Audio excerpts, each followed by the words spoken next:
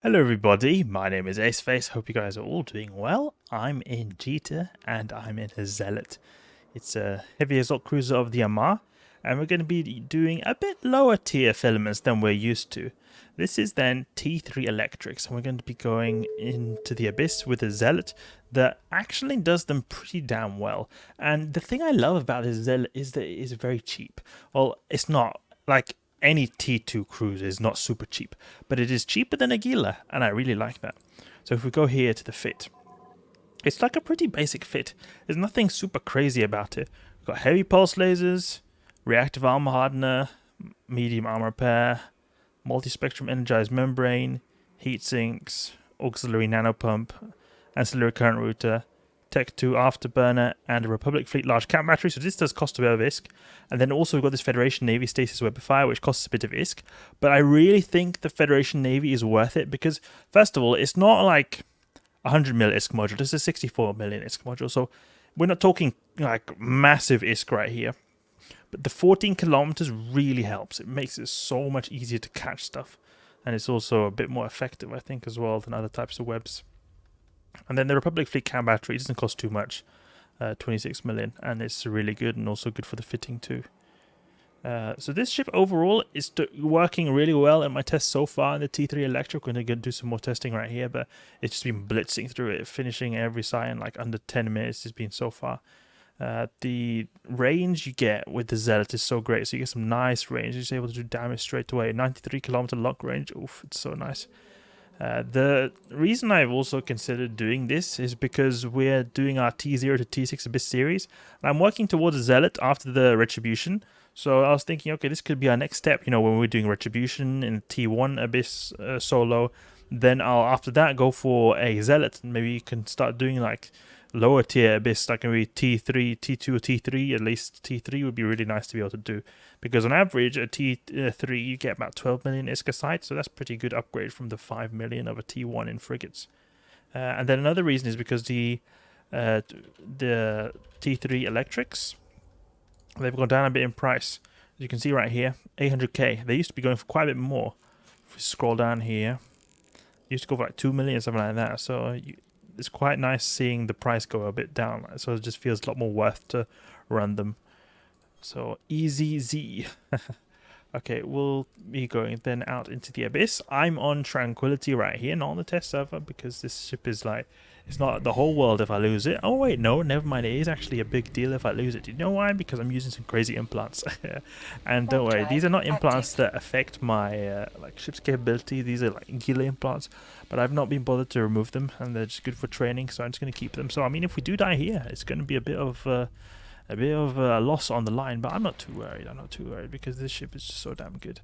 The crystal implants you see right here, they affect shield boosting capabilities, everything else, missiles, apart from this capacitor management. So our capacitor will be a tiny bit better than someone not using implants, but I don't think it'll at all make a difference, because in the electrical side, you have so good capacitor anyway. And in my previous tests, I've not used any implants at all. Let's use the T3 Electric. One thing I dislike about this ship quite a bit is that it's got a tiny buffer. Buffer is absolute crap. What is this 14k buffer? I don't understand. It needs bigger buffer. And we could obviously achieve that by putting something like an assault damage control on it, but I mean, we would sacrifice a bit of DPS then. So it's a bit of like a trade-off we could do. We could definitely afford dropping a bit of DPS because we have absolutely no time issues right here. But I just like to be able to do these super fast. But definitely, if you want to be extra safe, go with an assault damage control instead of the third heatsink, because it is give you quite a bit extra buffer, and especially if you were to like get abyssal ganked, then it could be good as well.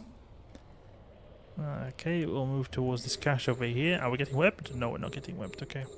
It's a decent application too. You just get the Webifier doing its thing, and then you just get a few shots when it's lowered in speed, like this guy right here, and then you'll just see pop. He goes pop at any second.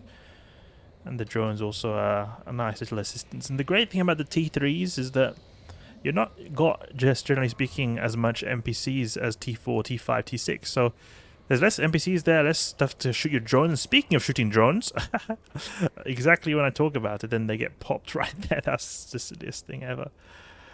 But it's overall less NPCs right here, so it's less likely that they're going to be shooting your drones. It's a bit less hot for your drones, you could say. Like when I use this ship for T6 electric, then it's a completely different story. Then I just really am very cautious of using my drones because just they're going to get slapped. There's usually so many NPCs, so it's just like guaranteed almost that at least one will decide to shoot my drones. But that was really fast right there, like 2 damaged and 1 popped all in just a matter of seconds. So I mean, just imagine how it would be in higher tier filaments than T3s. It's going to be absolutely crazy. So I would just save them probably from the slow waves, like the battleship waves, for example. Move towards this guy. What's our range right here? 12, 18. Okay, we need to get a bit closer. And I think he might be in Tachyon Cloud. There's a Tachyon Cloud up there now. So this is where we web this guy. Come on, web, web, web, web. Oh, he was very close there for a second. Come on, web, please. I mean, I can overheat, but I don't feel like overheating. He's at the very boundary of my web. That's very frustrating. So now imagine if you had a Tech 2 web, that would be even worse with the 10 kilometer range. One thing I didn't mention in detail is that the Zealot is a bit cheaper, or quite a bit cheaper than a Gila. And what I mean by that is that the hull itself is a lot cheaper. So if we go here, Gila, 338 million just for the hull. Look at our full price here, 360 million. And then we go on the Zealot. Its price is 190 million, so it's cheaper than a Gila, and that's really cool for all the capabilities you get of this ship. Good resists, good damage, good range. Okay, there's a high Newton wave right here, so this will put our capacitor to the test. Let's see now, what is our capacitor here? 45 gigajoules, because we've got the electrical site aiding us to quite a big degree. Okay. I'll go for this starving Vedmak to chip his HP down slowly but steadily. Okay, look, he goes down super fast because of our raw DPS is just really great. They can newt us a bit, but we've got really good capacity and really good tank as well. Our reactive armor hardener just spools up to crazy degrees. It just allows us to tank like absolute bosses. And then we go for this guy over here. The reason I'm going for this Vedmak and not the other starvers is because we've got so much capacity to spare, and the most of the DPS comes from the Vedmaks. And I mean, if I have less DPS on the grid, I need to tank less, and I'll have more capacity to spare. But it's actually quite a smart idea. Otherwise, if you've got less, like not a lot of capacity, to go for the starving dynamics, because they do actually do quite a bit of neuting. Even though they're just frigates, they do quite a bit of neuting. Oh, look at him. He's doing just like that Vedmak before, with that Vila Vedmak we did before, where he kept range at exactly 15 kilometers. Oh, I'm going to use Imperial Navy. It does a bit better tracking than the Conflagration.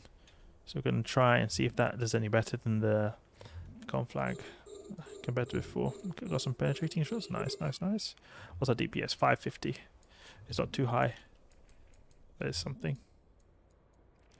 Let's go with Conflag. I think it might be better because of its increase in DPS. Oof, 700 DPS, yeah. No joke right here with the Conflagration. Just need to slow him down a bit with that Webifier. I think they're using MWDs, so they should be easy to hit when you've slowed them down a bit. I mean, look at that. The Zealot just chews straight through. One thing to note is that my character has got good skills. Very good skills. So don't just think that, oh, I'm just starting out in Abyss, not got the best skills, and then I'm just going to go and expect to do them as smoothly as I'm doing right now. My character's got very level 5 in pretty much everything. So you want to be a little bit careful. Perhaps put a tiny bit of bling, like maybe a C-type armor pair if you've got lower skills. But the best thing you can do is just test on the test server and just see how you fare with your own skills. Because I can never say for certain, people ask me all the time, what skills do you need to be able to use this ship? I don't know. I've never tested a character that has a certain level of skills to test what is a certain level required to run this ship. It's impossible for me to do that. I can't do that. I can only test what I've done based on experience. So my recommendation is anyone who wants to like use something like this, for example, and is starting out in the Abyss, just go and test on the test server. You use your character, has the exact same skills. It will give you also some training in itself, like allow you to become better at flying in the Abyss as well, because you're going to, you know, be practicing. You're going to be going through a bit of a training drill right there. Okay, I'll reset this reactive arm hardener, because this is something I should actually be doing a bit more often. Resetting this because we were against Triglavians before. Triglavians do EM and explosive damage. Thermal and explosive damage. And the reactive armor hardener spooled up to those two resist types. So when I go to this new wave where we've got EM and thermal damage from these guys, we're going to have a very low EM resist, especially since we've got a low natural EM resist because of the weather effect right here. So that's why it's good to reset between waves, if you remember.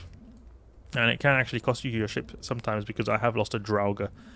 With the Zealot right here, it's really tanky, so it's not going to be such a big deal. But still, if you want to tank the most, just reset it if you've got a new wave with a new damage type. Oh, no, not another Acolyte doesn't need to die. Merciless killing of the Acolytes. Need to put some Scorch over here. No, I want to shoot this guy. Oh, that was a good volley, though. Look, half his armor just disappeared. 1.8. Oh, look at this loot, man. It's so bad. What is this loot? We should definitely be getting more loot than this. Come on. 5 million for the site. That's like T1 electrical style. What you're doing with the retribution, and you do T1 electrical in like 5 minutes, you get this much risk. But you can also get something that's great about the T3s here is that you have a lot bigger likelihood to get the high tier filaments. And what I mean by that is that you hardly ever get T4s in a T1 site or T2 site. But if you're in a T3 site, there's quite a big increase in the likelihood of getting a higher tier filament like a T4. And the great thing about it is that if you're going to T4, you can get like a T4 gamma, like a raging gamma. Look at this. There's one filament right here, 12 million ISK. I mean, you can get some decent ISK right there. It is actually quite nice to be able to get those good filaments. Unfortunately, we didn't get any good drops. But that's where a big chunk of your ISK will come through getting these lower tier sites done, is that you will be getting a lot of ISK from those higher tier filaments. As a rare drop, it will really compensate you a lot. The 0 point condensate is not the best. You get a lot of ISK from 0 point condensate and the Triglavian server data when you get to higher tiers, but here it's more like, okay, just wait until you get those good rare drops, and then it'll be good. Then it'll be money in the bank. 9 minutes basically. Okay, go towards the conduit. I think we can just land a few volleys here since we've got 80% tracking bonus right here. That looks really great. And popped, okay. Hope for no gankers because I ran this in Jita. I don't think people gank T3s so often. Famous last words. Nobody's here. Okay, great to see. But that's some T3 Abyss in the Zealot. I think that this is a very cool ship to use if you want to start out in Abyss and you have the skills. The thing is, the Gila, as I said before, Gila is a bit more expensive, but a good thing about the Gila is that you don't require as much skills. This you require a bit of skills to be able to use, because you need to have like a Mar cruiser to level 5, and then you have the heavy assault cruiser skill as well that needs to be a pretty high level to perform decently as well. So I mean, there's trade-offs. You know, you can go a little bit cheaper with this, require more skills, or you can go with the Gila, lower skills, but a bit more expensive. And the Gila is really a powerful ship as well. It's not at all bad. So I mean, you've got a little bit of pros and cons right here. But I like using something different to the Gila. I really like it because it feels good to be a little bit unique in some way or form. Anyway, that's it for now. Hope you guys enjoyed the video. If you did, please leave a like and subscribe. I'll catch you guys later.